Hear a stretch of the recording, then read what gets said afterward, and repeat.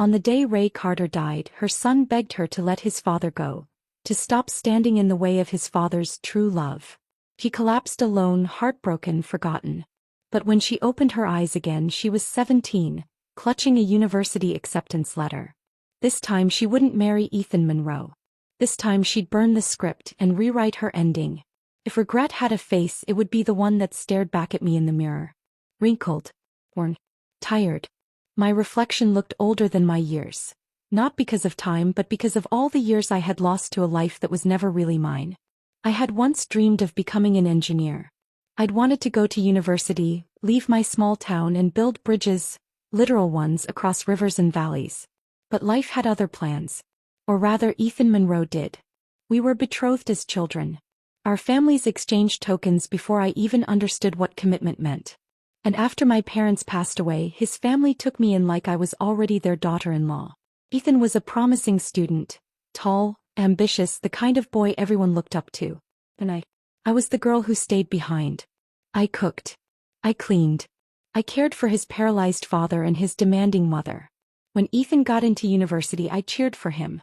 When he said he'd join the army after graduation, I supported him. I waited. And waited. And in the meantime I gave up everything: college, ambition, my youth, to become a wife, a mother, a daughter-in-law. My life narrowed into a single hallway, a tiny kitchen, and a child who cried at night. But the crying stopped. Eventually even my son stopped needing me. He began visiting Ethan more and more, and soon enough he clung to his father the same way he had once clung to me. It was inevitable. Ethan was the fun parent. The successful one. The one who brought gifts from faraway places. I was the woman who packed lunches and waited by the stove.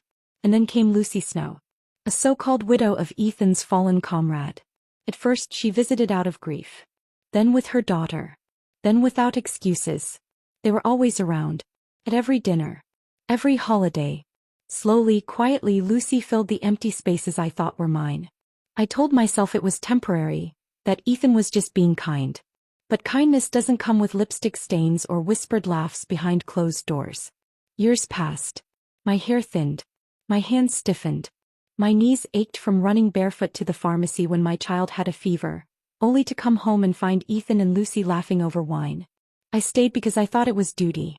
Because I had already sacrificed too much to leave. I told myself, endure a little more. One day he'll remember what you gave him. He never did. The final blow came on a humid August afternoon. My son, my own son, had just returned from his honeymoon. I waited eagerly to see the pictures, only to have a friend send me one on the phone. A photo of Ethan and Lucy sitting proudly as my son served them tea. Lucy's daughter, Inine, was now my daughter-in-law. I couldn't breathe. Later that evening I asked my son why he never told me. Why he let me find out through a third party. His answer still echoes in my bones. Mom, you've been unhappy for so long. Dad has suffered too. If you had just let him be with Lucy from the start, none of this would have happened. She's my real mother-in-law. Please just let go. Let go? Let go of the nights I didn't sleep so he could? Let go of the meals, the chores, the sick days, the sacrifices? I stood in the hallway, one hand on the wall, the other clenched at my side. He stormed out after the argument. Slammed the door. Didn't look back. I called his name, but it came out thin like smoke. And then, pain. A tightness in my chest, hot and heavy. My knees buckled. I remember falling, my cheek hitting the floor. Cold wood against warm skin. I remember thinking, why did I give birth to a child who sees me as a burden? Why did I waste my entire life like this? I died alone. Or at least, thought I did. When I opened my eyes again, I was surrounded by color, movement, life. Buzzing fluorescent lights above. Classmates chatting around me. A chalkboard with formulas half erased. I sat up sharply, disoriented. Everything was younger. My body, my hands, the air itself. I looked down and saw a white envelope in my lap, trembling slightly as I touched it. Northwest Institute of Technology. Congratulations, Ray Carter. It wasn't a dream. I was back. I didn't know how. I didn't know why. But I was 17 again. My final year of high school. And this time I had been accepted to the university I was forced to give up before. In my last life I'd declined the offer without even opening the letter. I stayed behind to marry Ethan instead. I wore a red wedding dress instead of a graduation cap. But not this time. This time I clutched that envelope like my life depended on it, because it did. That evening, I sat at the dining table in the government-issued apartment I shared with Ethan's family. My parents had died years ago and the Monroes had taken me in, raising me like a daughter. But now I saw it for what it had really been, an obligation wrapped in kindness. I carefully folded my acceptance letter and hid it between the pages of a physics textbook. Then I picked up a red pen and walked to the calendar on the wall. August 9th. University registration day. I circled the date 3 times. Not the date of a wedding. The date I would leave. And never come back. The second time I was given a life, I began with a promise. I would avoid every path that once led me to ruin. It started with the smallest choices. Turning left instead of right, stepping back instead of forward, choosing silence instead of forgiveness. When Ethan Monroe told me he wasn't returning home for the winter holiday, I didn't wait around for him to change his mind. I packed my bag that same evening and caught the first bus back to the village. I left no note, no explanation, no message. In my last life I would have waited. Cooked extra food. Reheated it. Reheated it again. I would have believed his absence was temporary, that a call would come. This time I understood what absence really meant. Freedom. The second red flag came wrapped in kindness. A week later, word reached me that Ethan had helped Lucy Snow rent the house next door to his campus dorm. In my past life I had smiled through that news. I had told myself it was nothing, that he was just helping a comrade's widow. That she was struggling. That she was grateful, nothing more. That lie had eaten me alive. So when I heard it again in this life, I didn't wait for clarification. I moved out. Quietly. Deliberately. With no explanation and no farewell. When Ethan accepted a job offer to work at the university, I made my biggest decision yet. I changed my university application. In my past life I had stayed near him. Southwood University was a top school and it was where everyone assumed I'd go, to be with him. Our families had already made arrangements. His parents thought I'd live in their spare room until the wedding. My teacher had even made a comment about it. It'll be nice to have your fiancé close by. I had smiled and said nothing. But this time the final moment to submit my preference arrived, and I did something no one saw coming. I wrote in Northwest Institute of Technology. A full day's travel away. A different city. A different climate. A different life. Now as I stood in the school office holding my acceptance letter with both hands, I felt the urge to laugh and cry at the same time. No one knew I had been reborn. No one knew how close I had come to choosing the same path again. But at the last possible moment I had swerved. And this time I was not going to circle back. Even my teacher, Mr. Albright, raised his brows when he saw my updated placement form. Northwest, he said. Didn't you say you were going to Southwood? What about your fiancé? I gave him a bright smile and answered the way I had rehearsed it in my mind. It's the era of free love now, sir, I said. Childhood betrothals are just remnants of a feudal system. They're completely outdated. He blinked, caught between surprise and approval. Then he gave a small laugh, shook his head and patted me on the shoulder. Well said. After school that day I followed the crowd of students walking toward home. Their laughter and chatter filled the air. Plans for college, summer jobs, crushes they were too shy to confess. I walked a little apart from them. Close enough to hear their joy, far enough to feel separate from it. Because I wasn't just walking home. I was walking away from the life I had once let bury me. In my last life I hadn't even made it to university. My wedding to Ethan had been arranged just days after graduation. No one asked me what I wanted. No one thought I would say no. By then I had already been living with his parents. It felt natural, expected. I wore the red wedding dress, lit the ceremonial candles and smiled through the photos. A week later I was pregnant. Ethan returned to school, then joined the army. I stayed behind, alone with his paralyzed father and unkind mother. I raised our child in that small apartment, clinging to the belief that one day it would all be worth it. But it never was. Wherever Ethan went, Lucy Snow and her daughter followed. Always uninvited. Always welcome. And eventually my own children turned against me.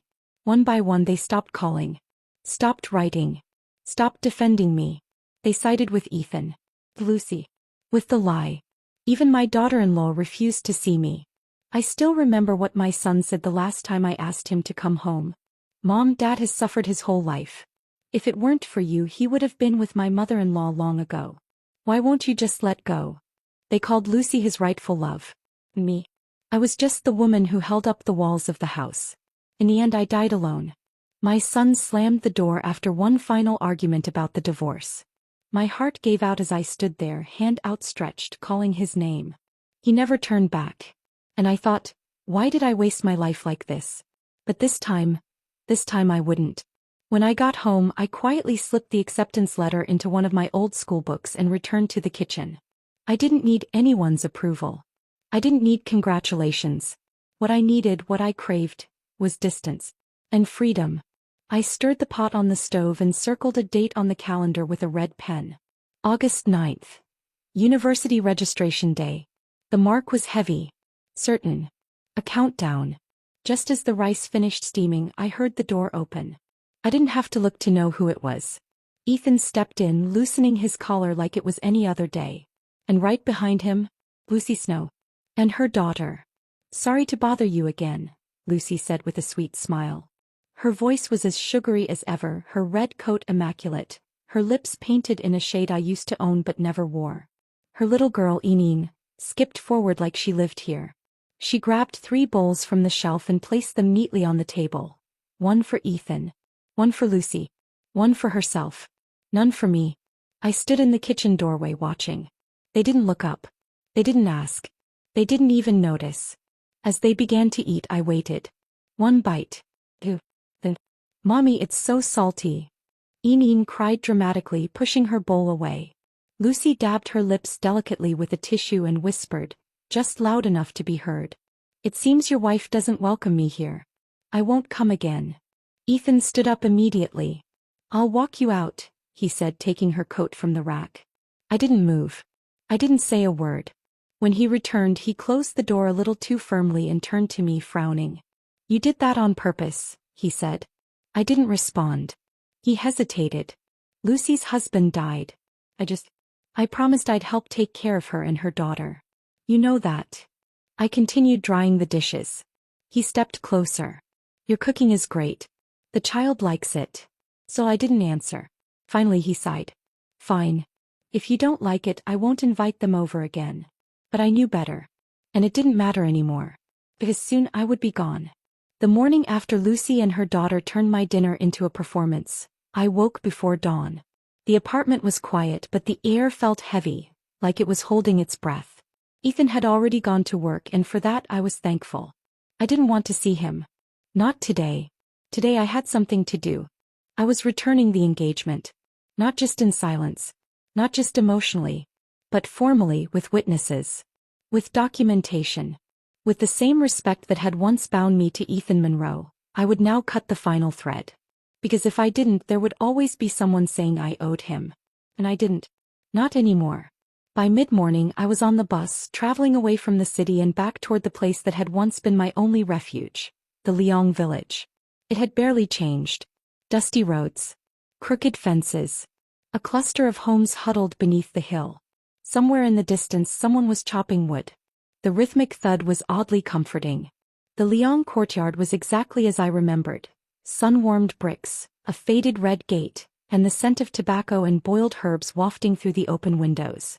Mr. Liang was sitting on a low stool, slicing tobacco leaves under a wooden plank, the motion steady, unhurried. Mrs. Liang stepped out of the house and blinked when she saw me. Ray.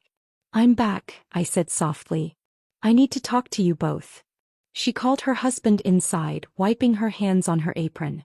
I followed them into the room where I had once eaten countless dinners, where I had once believed this life would protect me. But now I had something to say they wouldn't want to hear. I want to cancel the engagement, I said, sitting across from them. There was no ceremony in my voice. No build-up. Just fact. Mr. Liang paused, his hands stilling on the tobacco. Even Mrs. Liang, who had always been the more understanding of the two, frowned. Ray, don't joke. I'm not. Mr. Liang put down the blade carefully. Even if he has someone else in his heart, you're engaged to him. If he dares not marry you, I'll straighten him out myself. I'm not asking you to fight for me, I said quietly. I'm asking you to release me. You were promised to him, Mrs. Liang reminded me gently. Your parents entrusted you to us before they passed. I know. My voice broke a little but I steadied it. And I'll always be grateful. But this isn't the life I want. They exchanged a long, silent glance. I knew what they were seeing. Me, the girl they had raised, now suddenly speaking with the clarity of someone who had aged 10 lifetimes. It didn't make sense to them. But it didn't have to. Mr. Liang let out a breath that sounded like it came from somewhere deep and resigned. You're so stubborn. I always was. Fine, he muttered. Let's go to the brigade. The village brigade office was a small, windowless building that smelled of ink and old paper. A rooster cried nearby as we stepped inside. The officer at the desk looked up from a ledger and adjusted his glasses. What can I do for you? Mr. Liang spoke first. We're here to dissolve a childhood engagement. The officer raised an eyebrow but nodded, reaching for a form. Name. Ray Carter. And the fiancé? Ethan Monroe. As he filled in the blanks, 2 elders from the village stepped in to serve as witnesses. They didn't ask questions, just offered quiet nods and solemn stares. When it came time to exchange the betrothal tokens, I opened the cloth pouch I had kept tucked deep in my bag. Inside was the silver-threaded handkerchief Ethan's family had given mine, along with the childhood bracelet I had once been told never to lose. The officer handed me a certificate bearing the red village seal. It was official now. The engagement had been nullified. Back at the Liang house the mood was quieter. Mr. Liang sat beside the fire and smoked, saying little. Mrs. Liang made me tea with goji berries and wolf thorn, saying it was good for clarity. You'll always be our daughter, she said, her voice softer than the steam rising from the cup. Even if you're not his wife. I nodded. I'll write when I'm settled at school. You're not staying longer? I'll stay a little while. I ended up staying for half a month. I helped sweep the yard in the mornings, shelled peas in the afternoons, repaired a few old quilts and shared quiet meals with them in the evening. It was the most peace I'd felt since waking up in this new life. But even peace had a clock ticking behind it. The day I left, Mr. Liang walked me all the way to the village entrance. He said little, just the occasional reminder to study hard, eat well, sleep more. Before the bus arrived, he reached into his coat pocket and pressed a folded cloth into my hands. I knew better than to look until I was seated. When I opened the pouch on the bus, I found 2 crisp 100 yuan notes and a tiny stitched square with my initials on it. Tears pricked at the corners of my eyes, but I held them back. For the first time in this life, or the last, I felt what it meant to leave a place with love. The city was loud when I returned. The apartment hadn't changed. Still cramped. Still carrying traces of Lucy's perfume in the corners. I walked straight to the kitchen and grabbed the red pen from the drawer. The calendar was still there. I crossed out 15 days in bold red slashes. Only 4 days left. 4 days until I left everything behind. As I carried my luggage toward the bedroom, I heard the door open behind me. Footsteps. Laughter. I turned. Ethan had returned. And right behind him, Lucy Snow smiling. Her daughter trailing close behind. "Enid, you're back," Ethan said with surprise in his voice, but his tone was warm, familiar. Lucy Snow gave me a polite nod as she entered behind him, her coat damp from the rain. She didn't wait for an invitation. She walked straight toward my room and, without even glancing my way, closed the door behind her. I stared at the hallway where my suitcase still rested. Inside it were all the belongings I had just retrieved from the Liang village. My clothes, my notes, the engagement certificate stamped in red, the pouch of money folded by Mr. Liang's weathered hands. Lucy had shut me out of my own room. Ethan hesitated for a moment when he saw the look on my face. Then, as if realizing he owed me an explanation, he said, "It's been raining heavily. Lucy's place has a leaking roof. She'll just stay here for 2 days. 2 days. The same way she'd once stayed just for a night in my past life, and never left." He motioned toward the hallway. "Since you weren't around and you don't have much stuff, I let her use your room." The way he said it made it sound like a favor. Like a reasonable thing to do. Like I was being unreasonable for standing there quiet and still. I kept my voice flat. "So you cleared out my things and gave my room away without asking me." Ethan paused. "I moved your stuff into my room. You can stay there for now." He opened the door to his bedroom, gesturing casually, like this arrangement was perfectly normal. "And where are all your books?" he added, eyes scanning the small stack on the nightstand. There's barely anything left here. I looked at the few volumes he'd placed beside the bed. A fraction of what I once owned. My study guides, review books, high school papers, they were all gone. I sold them, I said simply. He frowned. Even after exams?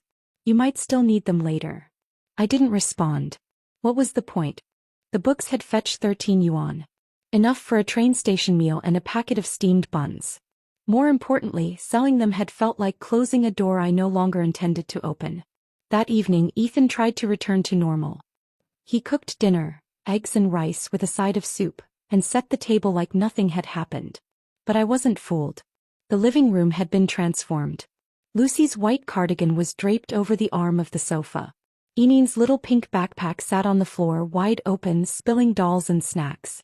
The apartment no longer looked like a place shared between two people. It looked like a family already forming, one that no longer included me. When I sat at the table, Lucy was still in my room. Eneen sat beside Ethan, swinging her legs and humming. "You're up," Ethan said, placing a plate of fried eggs in front of me with a strained smile.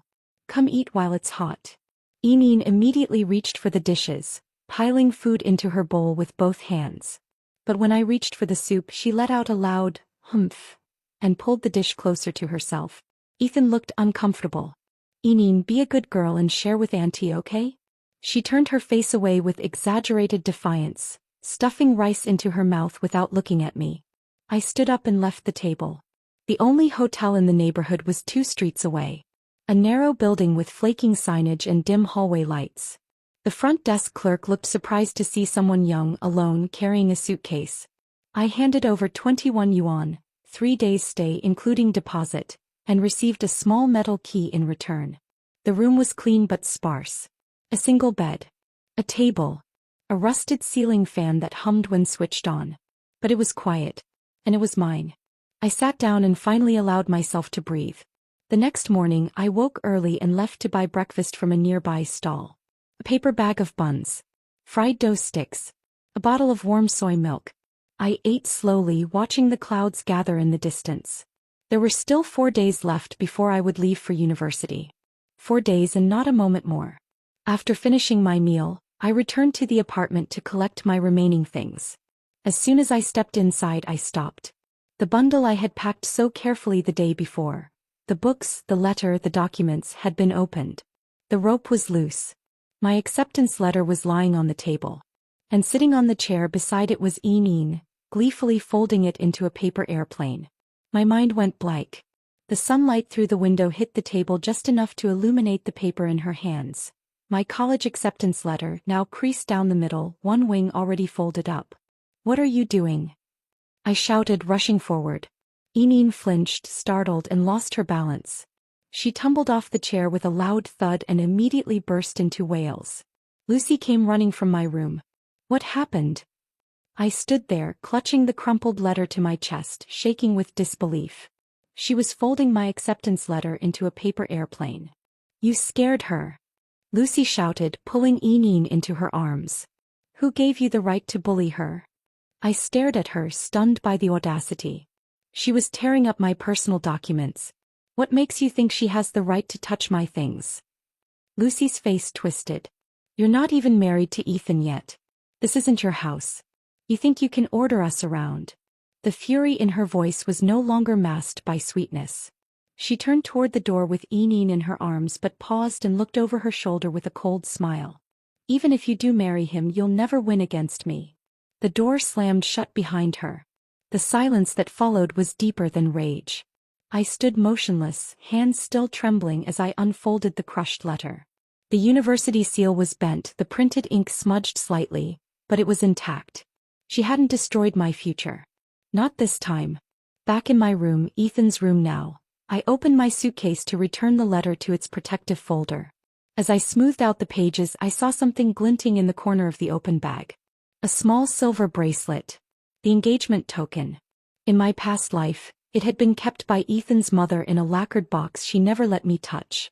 But during my visit to the Liangs this time, I had secretly retrieved it. It had belonged to my parents before it was passed down. A piece of me, not just of the engagement. I meant to hide it. But before I could zip the bag shut, the door creaked open. Ethan stepped in. His eyes went straight to the bracelet, then to me, then back again. Why is this here? He asked. Wasn't it with my mother? I froze for half a second too long. He stepped forward, picking it up carefully like it might break. He turned it over, inspecting the tiny bell charm that jingled faintly. I remember this, he said. I thought she kept it. I tried to speak, to deflect, but he cut me off with a chuckle. I get it, she must have given it to you to pass along. Just keep it. We're getting married soon anyway. What's mine is yours. I said nothing. I didn't move. Ethan's expression shifted when I didn't smile back. You're still upset about earlier? He asked, frowning.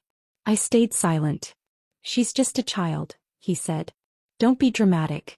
You know Lucy scraped her knee running around looking for you? She's resting at home now. She didn't mean to upset you. I looked at him, stunned. He thought I had run out because of Lucy? He thought this was all a tantrum? I let out a quiet, breathy laugh. Not out of amusement, but disbelief. Your daughter, I began, voice shaking, was rummaging through my things. When I asked her to stop, your precious Lucy told me I had no right to scold her. She said even if I married you, I'd never compete with her. Ethan's face darkened. My daughter, he began. She's not your daughter, I snapped. She's your goddaughter. Or has that changed too? He went silent. You say you're helping your comrade's widow, I said, voice cool now. But if your late comrade saw how you were taking care of his wife, do you think he'd rest in peace? That struck him. His shoulders tensed. His mouth opened slightly, but no sound came. You use my name, I continued, to shield yourself from gossip. You bring her into this home. You let her child tear up my acceptance letter. And you want to tell me I'm overreacting? He swallowed hard. I never wanted to wrong you, he muttered. I'll go now.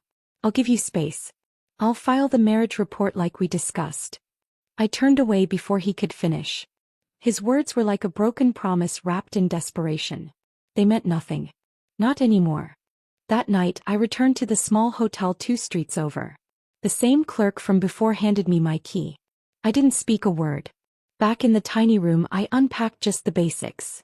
Some clothes, my university documents, a pen and a fresh piece of stationery. I sat at the desk beneath the flickering ceiling fan and began to write. It wasn't a letter of anger. It wasn't even a farewell. It was a quiet explanation. I wrote about my decision to dissolve the engagement. I wrote about the university I'd be attending in the Northwest. I wrote that from now on our paths would no longer cross, and that was how I wanted it. I told him I didn't want money. I didn't want apologies. I didn't want to be remembered. And I ended it with the truth. I am not your wife, Ethan. Not in this life. Just as I sealed the envelope, a knock came at the door. I thought it might be the front desk clerk. But when I opened it, Ethan stood there, disheveled and out of breath, his eyes scanning me from head to toe as if confirming I was still real. Finally, he breathed, I found you. Ethan stood in the doorway of the hotel room like a man who had just found something precious he thought he'd lost. Finally, he said, breathless. I found you. As long as you're safe, that's all that matters. I didn't answer. My fingers stayed curled around the edge of the door, still warm from holding the sealed letter I had just written him, the one that told him we were finished. He stepped forward without waiting for an invitation and scanned the small room. It's late. You shouldn't be here alone, he said as he reached for my suitcase, already pulling it toward him. Come on. Let's go home. I didn't move. He paused, confused. Aren't you coming? No, I said, stepping in front of the bag. Leave it. His eyes dropped to my half-packed belongings. His gaze caught on something. The edge of a silver bracelet poked out from under a folded sweater, the same childhood engagement token he had noticed earlier. He reached down and picked it up. Why is this here again? He asked, brows furrowing. Wasn't this with my mother? I didn't answer in time. He turned the bracelet over in his hands, then smiled suddenly. I get it. She must have asked you to bring it to me. He chuckled. Just keep it. We're getting married soon anyway. What's mine is yours, right? I didn't return his smile. His own began to fade. You're still upset? He asked, more carefully this time. Enine was wrong, sure, but she's just a kid. Don't be dramatic. His voice turned gentler. Lucy scraped her knees running around trying to find you. She's still resting. She didn't mean to upset you. I stared at him. The familiar twist in my chest returned not because I cared, but because I no longer did. You know, I said quietly, I don't care anymore. I reached behind me, picked up the sealed letter and placed it on the small desk without a word. I'm not coming back, I said. And I'm not asking you to follow. He didn't move at first. Then after a long breath he whispered, Fine. Stay here. Rest. I'll come back for you in a few days. He stepped backward, shoulders stiff, and muttered something I didn't catch. And then just like that he left. The next day I handed the letter to the hotel front desk clerk, asking her to give it to Ethan if he returned. Then I checked out. I boarded a train to the northwest that afternoon. It was a long ride, almost 2 full days. The train rattled over bridges, through fields, past cities I'd never seen before. I barely slept. I kept the letter from Northwest Institute of Technology pressed in my pocket the whole way, as if afraid it would disappear if I let it go. The moment I arrived, I exhaled. I had done it. I had left. Registration day was busy. The university was sprawling, larger than anything I'd imagined in my previous life. My dorm building stood at the edge of campus, framed by tall trees and wide skies. I moved in quietly. My roommates arrived one by one. Some shy, some loud, all new. I handed out small local snacks I had brought as gifts, a tradition I remembered from the Liang's stories. They smiled and accepted them without question. For the first time in 2 lifetimes, I belonged somewhere not because of duty but because I chose it. Classes started immediately. The schedule was rigorous, filled with engineering fundamentals, physics labs, technical drawing. I spent my days moving from classroom to library to cafeteria and back to the dorm. I ate quietly, studied hard, and used every spare minute to catch up on what I had lost in my past life. Even when exhaustion hit, I pushed through. Because I wasn't just studying. I was surviving. 3 months into the semester, a letter arrived. I recognized the handwriting immediately. Ethan Monroe. I didn't open it right away. I set it on the desk and stared at it for a long time. He had found me. My teacher had mentioned just once that a man had visited asking about me a few weeks earlier. He'd said it was my fiancé. I hadn't confirmed it. I hadn't denied it. Now he had written. I finally opened it. Ray, I don't agree with the engagement being dissolved. In my heart, you've always been my wife. There's nothing between Lucy and me. I've already sent her away. I won't see her again. I'll wait for you. Come home when you're ready. Ethan. P.S. I've enclosed 100 yuan. Just in case. I set the money aside without touching it. And I didn't write back. University life pressed forward. My grades rose steadily. I was awarded a scholarship by the end of the term, which helped cover most of my expenses. But it wasn't enough. I considered looking for a part-time job. When my teacher found out, he scolded me. Your job is to study, not run around looking for money. A week later, an envelope arrived with 50 yuan inside and a small note. A loan. No interest. Don't argue. Your advisor. P.S. My wife supports this decision fully. I stared at that note for a long time. And then for the first time since arriving, I cried. Not from anger. Not from grief. But because someone had quietly chosen to believe in me. After graduation, I joined Project 2011, the national infrastructure initiative I had once read about in passing. It was the kind of work that demanded long hours, harsh climates, and deep discipline.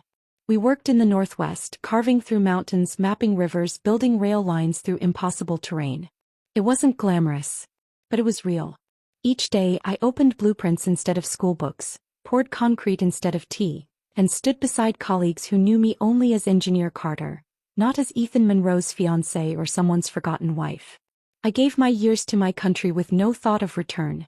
And for the first time in 2 lifetimes, I felt free. Back in the city, the life I had once escaped unraveled slowly. Ethan Monroe's epilogue began the night I shut the door in his face. He hadn't spoken to Lucy for 3 days, not out of anger but out of disorientation. For the first time he understood he might have lost something for good. He drank himself into a haze. That's when Lucy came in. She found the transfer application on his desk, stamped and ready to submit. And she broke. She screamed, tore through the apartment, accused him of planning to leave her and chase after a woman who had already disappeared. She wept, called her family, and created a scandal loud enough to drown both of them. In the end, Ethan married her. Not out of love but to contain the chaos. His friends began to keep their distance. He wrote to me again but I never replied. He once told a colleague, "It's like she vanished. Like she died and was replaced by someone else." He wasn't wrong. Life with Lucy became suffocating. She monitored his calls, questioned every conversation, started fights over nothing. Their daughter Eneen grew up in the midst of it, once bright and chirpy, now sullen and sharp-tongued. When she married, it wasn't a happy union. Her husband drank, gambled, cheated. Lucy opposed the divorce, claiming it would ruin their reputation. Eneen attempted to run, failed, and was beaten so severely she required hospitalization.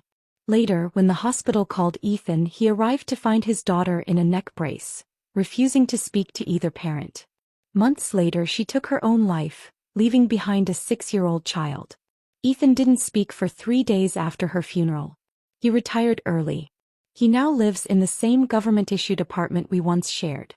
Gray walls. 1 bed. 1 kitchen. A single folded quilt. He raises his grandson alone, an echo of a child he was never prepared to protect. Some nights he sits on the balcony and watches the sky, clutching an old bracelet that jingles faintly when turned in his palm. My bracelet. The one I left behind. Once someone asked him if he ever loved his wife. He answered, "Which one?" But he never clarified. As for me, I don't attend reunions. I don't go back to the city. I don't visit old friends. I keep my name. I live in a small apartment in the Northwest now, with my windows facing a railway I helped design. When the trains pass, I always pause and smile, because they mean progress. And I am the future I chose. The end.